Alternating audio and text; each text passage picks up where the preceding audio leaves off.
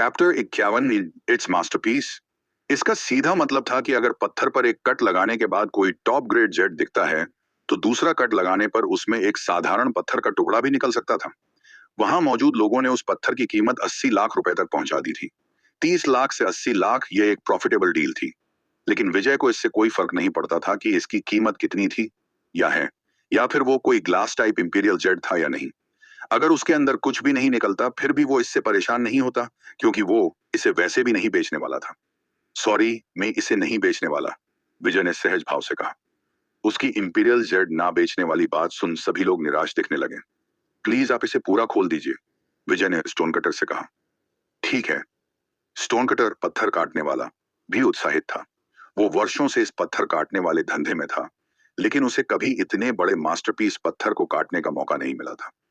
उसने खुद को शांत करने के लिए एक गहरी सांस ली, फिर चट्टान के उस टुकड़े की बाहरी परत को हटाने के लिए मशीनरी का इस्तेमाल किया। कुछ देर बाद चट्टान के उस टुकड़े से सारी परतें हटाई जा चुकी थीं। अब चट्टान का वो टुकड़ा एक पत्थर कम, गहरे हरे रंग का चमकता हुआ एमराल्ड स्याला दिख रहा था। सीलिंग लाइट्स के नीचे वो म्यूजियम में रखी किसी मंत्र मुग्ध कर देने वाली नायाब चीज से कम नहीं लग रहा था। मास्टरपीस, यह एक मास्टरपीस है। ये बहुत सुंदर है। इसकी सुंदरता अलौकिक चीजों की तरह है। इस बच्चे ने एक जैकपॉट मारा है। इतने बड़े टुकड़े की आसानी से 30 या 40 करोड़ की कीमत मिल जाएगी। हर कोई जेड के उस टुकड़े की सुंदरता को देखने के लिए चारों ओर जमा हो गया। वो लोग वहां उत्साह में चिल्लाने लगे और विजय को एक अलग सम्मान भरी नजर से देखने लगे थे। वो लड़की वहां स्तब्ध खड़ी थी। उसके लिए यह दृश्य मानो एक स्वप्न था। कुछ समय बाद उसने विजय की ओर देखा, लेकिन इस बार उसकी नजरों में सम्मान दिख रहा था। वो 4 साल से अधिक समय से भी जेड के इस बिजनेस में थी, लेकिन उसने कभी इतना भाग्यशाली व्यक्ति नहीं देखा था। उसकी पहली प्रतिक्रिया विजय से यह पूछने की थी कि क्या वो इंपीरियल जेट बेचना चाहता है, लेकिन जैसे ही शब्द उस जीभ के सिरे तक पहुंचे, उसे एहसास हुआ कि स्टोर इसे खरीदना अफोर्ड नहीं कर सकता था। जेड के उस टुकड़े को देखकर विजय बहुत खुश था। फिर उसने सोचा, मैं इस तरह के मास्टरपीस से जेड ताबीज नहीं बना सकता। यह बहुत अधिक बर्बादी होगी। मुझे इसका उपयोग ऑर्नामेंट्स, आभूषणों के लिए करना चाहिए। हम ठीक है, मैं अहाना के लिए एक नेकलेस बना सकता हूँ। हाँ, यह एक अच्छा आइडिया है। फिर वो तुरंत उलझन में पड़ गया। चट्टान के उस टुकड़े को खरीदने के बाद उसका पैसा लगभग खत्म हो गया था, लेकिन उसे ताबीज बनाने के लिए जेड की जरूरत थी। क्या मैं चारों ओर देख सकता हूँ? मुझे कुछ और पत्थर खरीदने हैं। उसने अपना सिर खुजाया और अजीब तरीके से पूछा। क्यों नहीं, आपको जो पसंद हो आप उसे चुन सकते हैं। पहले तो वो लड़की दंग रह गई, फिर उसने तुरंत जवाब दिया, ठीक है। विजय ने एक बार और दुकान का चक्कर लगाया। दुकान के अन्य पत्थरों में ऊर्जा की मात्रा अधिक नहीं थी, लेकिन फिर भी उसने 5 बड़े पत्थर उठाए जिनकी कीमत 40 से 50 हजार रुपए के बीच थी। फिर उसने उन्हें कटवा लिया। उनमें से 2 पत्थर बर्फ की तरह ट्रांसपेरेंट थे।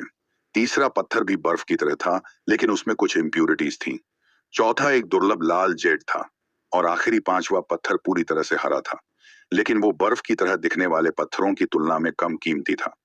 इन परिणामों ने वहां मौजूद सभी लोगों को चौंका दिया था। जब उसे ग्लास टाइप इंपीरियल जेड मिला तो उन सभी लोगों ने सोचा था कि यह लड़का भाग्यशाली है, लेकिन लगातार एक साथ 5 टॉप ग्रेड जेड को मिलता देख वो लोग समझ गए थे यह सिर्फ भाग्य तो नहीं हो सकता था। यह लड़का जरूर एक असली पेशेवर है। हाँ, तुमने सही कहा। 5 पत्थरों में से 3 आइस टाइप पत्थर मिलना, यह अविश्वसनीय है। वहां मौजूद सभी लोगों की हैरानी भरी आवाजें सुनी जा सकती थीं। आइसबर्ग लेट्यूस की तरह आइस टाइप जेड आम नहीं था। सामान्य दिनों में इसका मिलना दुर्लभ था। एक दिन में 3 पत्थर मिलना यह एक अविश्वसनीय घटना थी। हे छोटे भाई, यह मेरा बिजनेस कार्ड है। आप मुझे कभी भी याद कर सकते हैं। अरे भाई, क्या आप मुझे बता सकते हैं कि आपके पास कौन सा रहस्य है?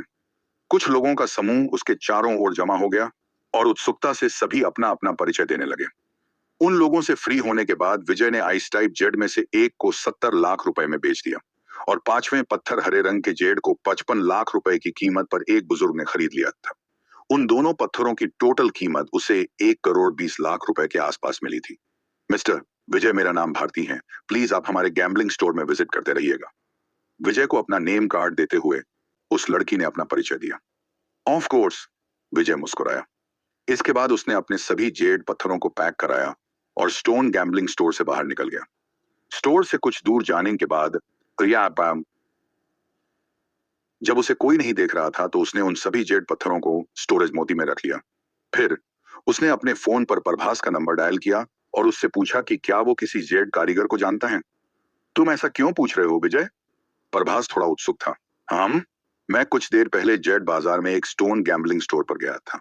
वहां मुझे किस्मत से कुछ अच्छे जेड के टुकड़े मिल गए थे, तो अब मैं उनसे कुछ अच्छी ऑर्नामेंट्स बनवाना चाहता हूँ। Stone gambling store?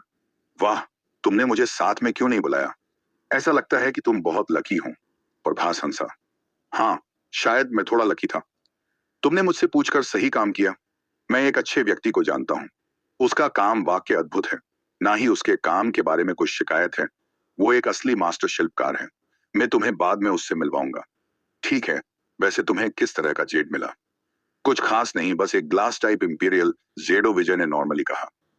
What the puff? Prabhas ने अपना थूक गटका और कहा, क्या तुम सच बोल रहे हो? हाँ, बड़े भाई, मैं आपसे झूठ क्यों बोलूंगा? वो जेड का टुकड़ा काफी बड़ा है। प्रभास अवाक रह गया। उसके पास कहने के लिए कोई शब्द नहीं था। वो केवल इतना सोच सकता था कि विजय का भाग्य स्वर्ग धन्य था। उसे पिछली बार एक सदियों पुराना एंटीक मास्टरपीस जेड ब्लड मोतियों का हार मिला था, और अब उसे स्टोन गैम्बलिंग स्टोर से एक ग्लास टाइप इंपीरियल जेड मिला है। ठीक है विजय, क्योंकि अब तुम्हें एक जेड का बड़ा टुकड़ा मिला है, तो हे, क्या तुम इसमें से मेरे लिए भी कुछ बचा सकते हो? देखो, मैं बस अपने लिए एक छोटी सी अंगूठी बनवाना चाहता हूँ। बस छोटी सी। एक बार इसके बारे में सोचकर देखो, इंपीरियल जेड की एक अंगूठी कितनी औसम इसे माय लगेगी। चिंता मत करो, मैं इसकी पूरी कीमत चुकाऊंगा। ओके, विजय ने जवाब दिया। ठीक है, तो मैं जल्द ही उस कुशल मास्टर शिल्पकार से संपर्क करूंगा। अगर उसे पता लगा कि तुम्हारे पास एक मास्टरपीस है तो वो चुप नहीं बैठ पाएगा। इसके बाद उसने कॉल कट कर दी। कुछ समय बाद उसने फिर से फोन किया। विजय, मैंने उससे मीटिंग फिक्स कर ली। वो कल सुबह आएगा और हमसे मिलेगा। ठीक है, थैंक्स बिग ब्रो विजय। इसके लिए एग्री अग्री हुआ और कॉल कट कर दी। अगली सुबह प्रभास विजय को विला लेने आया। उसके बाद वो दोनों साथ में उस मास्टर शिल्पकार से मिलने निकल गए। कुछ देर बाद वो एक कॉफी शॉप पहुंचे जहां वो मास्टर शिल्पकार पहले से ही बैठा हुआ था। विजय ने उस मास्टर शिल्पकार को देखा। उसका उपनाम सिहाग था और पूरा नाम गौतम सिहाग था। वो लगभग 50 वर्ष का था और किसी विद्वान की तरह दिखता था। उसने विजय पर अपनी एक अच्छी छाप छोड़ी थी। ओह, मिस्टर प्रभास। गौतम उठ खड़ा हुआ और उसने प्रभास से हाथ मिलाया। हाँ, और ये छोटे दोस्त जरूर लिटिल ब्रो विजय होना चाहिए। उसने विजय को देखा और उत्साह में उससे हाथ मिलाया। आखिर विजय उस इंपीरियल जेड से किस किस तरह के आइटम्स बनवाने वाला था? आखिर वो बचे हुए जेड के टुकड़ों से किस तरह के ताबीज बनाने वाला था? आखिर क्या होगा विजय की इस दिलचस्प कहानी का अगला भाग? जानने के लिए बने रहें हमारी कहानी सुपर बिजनेसमैन के साथ, सिर्फ और सिर्फ अब्दुल रहीम एक्सप्लेनर यूट्यूब चैनल पर। चैप्टर 52, भूतिया हवेली। उनके हाथ मिलाने के बाद गौतम ने जल्दबाजी में कहा, छोटे दोस्त, जल्दी करो और मुझे दिखाओ। विजय ने यहाँ आने से पहले ही जेड पत्थरों को अपने बैग में रख लिया था। उसने बैग को जमीन पर रख दिया और धीरे से उसकी जेब खोल दी। जैसे ही बैग की जेब खुली, गौतम की आंखें हैरानी से फैल गईं, जो पूरी तरह से जेड देखने के लिए बैग पर केंद्रित थीं। ओह जी, छोटे दोस्त, तुम सच में भाग्यशाली हो। जेड पत्थर का इतना बड़ा मास्टरपीस बाजार में कम से कम 50 करोड़ का होगा। एक पल चुप होने के बाद उसने आगे कहा, यह तो बस मेरा अनुमान था। इस तरह के उत्कृष्ट टुकड़े संख्या में कम हो रहे हैं और इसलिए अधिक से अधिक महंगे हो रहे हैं। मैंने इतने लंबे समय से ऐसी उत्कृष्ट कृति नहीं देखी है। उत्साह में बोलते बोलते गौतम खुद को जेड पत्थर को छूने से नहीं रोक पाया और उसे बड़े प्यार से किसी छोटे बच्चे की तरह सहलाने लगा। मास्टर गौतम, मुझे आप पर भरोसा है, विजय ने सम्मान पूर्वक जवाब दिया। ठीक है, चिंता मत करो। मैं निश्चित रूप से इस तरह के एक उत्कृष्ट टुकड़े के साथ सही उत्कृष्ट कृति का निर्माण करने के लिए हर संभव प्रयास करूंगा, गौतम ने कहा। वैसे छोटे दोस्त, तुम्हारा जेड पत्थर बहुत बड़ा है, इसलिए इसके बहुत सारे नायाब सामान बनाए जा सकते हैं। क्या तुम्हारे दिमाग में कुछ आइडियाज हैं कि तुम इसके साथ किस तरह की एक्सेसरी बनवाना चाहते हो? ब्रेसलेट, नेकलेस, अंगूठियां या झुमके, या फिर तुम इसे किसी के लिए कस्टमाइज करवाना चाहते हो? विजय ने सोचा और जवाब दिया, मैं इसे कस्टमाइज करवाना चाहता हूँ। मुझे भी ब्रेसलेट, नेकलेस जैसी कुछ चीजें चाहिए, या फिर एक पूरा सेट भी बना सकते हो। ओह हाँ, बड़े भाई प्रभास भी अपने लिए एक अंगूठी बनवाना चाहते हैं। यह सुनकर प्रभास ने मुस्कुराते हुए कहा, मास्टर गौतम, मैं तुम्हें अपनी फिंगर का साइज दे दूंगा। गौतम ने सिर हिलाया और कहा, ठीक है, मैं समझ गया। वैसे छोटे दोस्त, तुम इसे किसके लिए कस्टमाइज करवाना चाहते हो? क्या तुम्हारे पास उसकी कोई तस्वीर होगी? वैसे सबसे सही एक्सेसरीज जिसके लिए बन रही हैं, उसका उपस्थिति होना जरूरी है। लेकिन तुम्हारे लिए मैं तस्वीर से भी काम चला लूंगा। विजय ने अपने फोन की स्क्रीन ऑन की और अहाना की एक तस्वीर दिखाई। गौतम ने एक लंबी नजर डालने के बाद सोच समझकर सिर हिलाया। मान लीजिए कि यह हो गया। मैं इस चुनौती को स्वीकार करता हूँ। छोटे दोस्त, मौतिन बंदितिन बैरिस्टर शाह होने दो पापा। मैं कुछ डिजाइनों के साथ आऊंगा और फिर इस पर आगे चर्चा करूंगा। जहां तक जेड की बात है, तो तुम्हें इसे मुझे देना चाहिए। फिर गौतम ने आगे कहा, मेरे अनुमान से एक्सेसरीज का एक सेट बनाने में ज्यादा समय नहीं लगेगा और एक सेट बनाने के बाद भी काफी जेड बच जाएगा। उसके बाद तीनों ने कॉफी का ऑर्डर दिया और खुशी खुशी बात करने लगे। उनकी बातचीत के बीच में विजय ने अचानक कुछ सोचा और कहा, वैसे मास्टर गौतम, मेरी एक और छोटी सी रिक्वेस्ट है। क्या आप अलग से एक और ब्रेसलेट बना सकते हैं और इस मोती को उसके अंदर रख सकते हैं? यह कहते हुए विजय ने अपना दाहिना हाथ उठाया और शर्ट से ढकी हुई बाजू को ऊपर करते हुए मोतियों के हार को दिखाया। हाय! मोतियों के हार को देख गौतम ने अचानक ठंडी सांस ली। यह क्या, ये सदियों पुराना एंटीक जेड ब्लड मोती है। वो हैरानी में उठ खड़ा हुआ। उसके चेहरे पर अविश्वास छा गया था। आप सही हैं, यह सदियों पुराना एक एंटीक जेड ब्लड है। मैं एक मोती निकालकर उसे एक ब्रेसलेट में बदलना चाहता हूँ। आपको क्या लगता है मास्टर गौतम? विजय ने पूछा। मास्टर गौतम का तो दिमाग ब्लैंक हो रखा था। उसको ना कुछ सुनाई दे रहा था और ना ही कुछ दिखाई दे रहा था। उसकी चमकती हुई आंखें एकटक मोतियों के हार पर अटकी हुई थी। वो खुद को फिर से तैयार करने से पहले थोड़ी देर के लिए रुका और आह भरी। मुझे आज दो उत्कृष्ट जेड पत्थरों को देखने की उम्मीद नहीं थी। पहला ग्लास टाइप इंपीरियल जेड और दूसरा उससे भी नायाब सदियों पुराना जेड ब्लड मोती। यह दोनों ही अमूल्य खजाने हैं जो सभी जेड प्रेमियों का सपना होता है। उसने विजय को ऐसे देखा जैसे वो किसी महान इंसान को देख रहा हो। छोटे दोस्त, सच में तुम कोई साधारण इंसान नहीं हो। नहीं मास्टर गौतम, आप मेरी कुछ ज्यादा ही तारीफ कर रहे हैं। मेरी बस थोड़ी किस्मत अच्छी थी, विजय ने मुस्कुराते हुए कहा। गौतम ने थोड़ी देर के लिए मुस्कुराते हुए मोतियों के हार का मूल्यांकन किया। उसकी भौहें फड़क उठी और उसने कहा, छोटे दोस्त, तुम इसमें से एक मोती क्यों निकालना चाहते हो? इस हार में टोटल 12 मोती हैं। अगर एक भी निकला तो यह अधूरा रहेगा। कोई बात नहीं, विजय ने जवाब दिया। असल में अभी तक राघव बत्रा पकड़ा नहीं गया था। उसने डीआईजी मिथिलेश से अहाना के लिए कुछ पुलिस अधिकारियों की व्यवस्था करने के लिए पहले ही कह दिया था, लेकिन वो उसकी 24 घंटे रक्षा नहीं कर सकते थे। कभी ना कभी उनसे कोई चूक हो सकती थी। इसलिए विजय जेड ब्लड का एक मोती निकाल उसे अहाना की रक्षा के लिए देना चाहता था। जेड बर्ड के इन मोतियों में रक्षात्मक शक्तियों के साथ साथ आध्यात्मिक शुद्ध ऊर्जा भी थी, जो अपने मालिक की रक्षा कर सकती थी। इसकी आध्यात्मिक शक्तियां बुरी आत्माओं और दुष्ट बलाओं को भी दूर करती थी। इसके अलावा अगर इसे पहनने वाले पर अचानक कोई हमला होता है, तो यह उससे भी रक्षा करने में सक्षम था। ठीक है, तो फिर मैं एक और ब्रेसलेट बना दूंगा और उसमें एक जेड मोती भी लगा दूंगा। उन लोगों ने कुछ और देर बातचीत की। फिर गौतम अपने शहर जाने के लिए तैयार हुआ और उसको विदा करने के बाद वो दोनों कार की ओर चल दिए। तभी अचानक प्रभास के फोन की घंटी बजी। हेलो, प्रभास ने फोन उठाया। अगले ही पल उसके चेहरे का रंग उड़ गया। विजय ने फोन के दूसरे छोर पर किसी को रोते हुए सुना। प्रभास भाई, मैं बर्बाद हो गया हूँ। हवेली में किसी की मौत हो गई। दया, क्या हुआ? भाई, मैंने आपको पहले भी अपने संदेह के बारे में बताया था कि हवेली भूतिया है।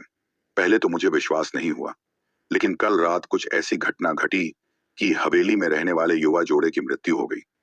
इसके अलावा उनकी मौत बेहद भयावह थी। पति ने खुद को मारने से पहले पत्नी पर लगभग 10 बार वार किया था। उसकी डेड बॉडी लहूलुहान थी और चारों तरफ खून ही खून बिखरा पड़ा था। हे भगवान, वो बहुत ही भयानक दृश्य था।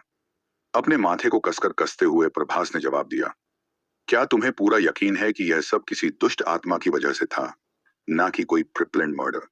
बेशक, मैंने इसकी पूरी तहकीकात की। मैं कल रात कुछ समय के लिए वहीं था और आधी रात के वक्त मैंने कुछ अजीबोगरीब डरावनी आवाजें सुनी। फिर मैंने एक भूत की छाया देखी जो सीधे मेरी तरफ ही बढ़ रही थी। मैं लगभग मरने ही वाला था। वो तो सौभाग्य से मैं तेजी से भाग गया, वरना कल रात ही मेरा काम तमाम हो जाता। मैंने इस भूत को भगाने के लिए एक तांत्रिक को बुलाया है। क्या आप आना चाहते हैं प्रभास भाई? यह प्रभास हिचकिचाया। बड़े भाई, चलो इसे देखने चलते हैं, विजय ने कहा। विजय को भूतों और आत्माओं में कुछ रुचि थी। अपनी बढ़ी हुई शक्तियों के साथ वो उन चीजों को देख सकता था जो आम लोग आमतौर पर नहीं देख सकते थे। पिछले कुछ दिनों में विजय ने कई बार कुछ भटकती हुई आत्माओं को देखा था जब वो रात में जादू टोना करता था, लेकिन वो कोई बुरी आत्माएं नहीं थी, इसलिए विजय ने भी उनसे कुछ नहीं कहा। वास्तव में अधिकांश आत्माएं आमतौर पर हानि रहित होती थीं। ये बुरी आत्माएं थीं जो लोगों को परेशान और नुकसान पहुंचाती थीं। क्यों? विजय, क्या तुम्हें इसमें भी दिलचस्पी है? प्रभास ने हैरान आवाज में पूछा। मुझे थोड़ी दिलचस्पी है। मैं इस बारे में काफी उत्सुक हूँ कि वो तांत्रिक भूतों को कैसे भगाता है। विजय ने जवाब दिया। दरअसल मुझे खुद भूत भगाने का कुछ अनुभव है। प्रभास ने पलक झपकाते हुए विजय की ओर देखा और कहा, क्या तुम इसके बारे में भी जानते हैं? रुको, नहीं। वैसे तुमने भूतों को भगाना कब सीखा? क्या मैंने आपको पहले नहीं बताया था कि मुझे पिछली बार पहाड़ से कुछ प्राचीन किताबें मिली थी? उन पुस्तकों में से एक में भूत भगाने की बात भी दर्ज थी। विजय ने विश्वास के साथ कहा। प्रभास का दिमाग ब्लैक हो गया और वो उसे ऐसे देख रहा था जैसे भूत वहां भूतिया हवेली में नहीं, उसके सामने खड़ा है। चलो चलते हैं बड़े भाई, विजय ने कार में बैठते हुए कहा। यह लड़का बहुत अजीब है। प्रभास ने उलझन में अपने सिर के पिछले हिस्से को खरोंचा। फिर वो कार में ड्राइविंग सीट पर बैठ गया। इसके बाद वो दोनों वहां से निकल गए। आखिर विजय भूतिया हवेली क्यों जाना चाहता था? कहीं उसका कोई और मकसद तो नहीं था? आखिर क्या होने वाला है विजय की इस भूतिया हवेली ट्रिप में? जानने के लिए बने रहें हमारी कहानी सुपर बिजनेसमैन के साथ, सिर्फ और सिर्फ अब्दुल रहीम एक्सप्लेनर।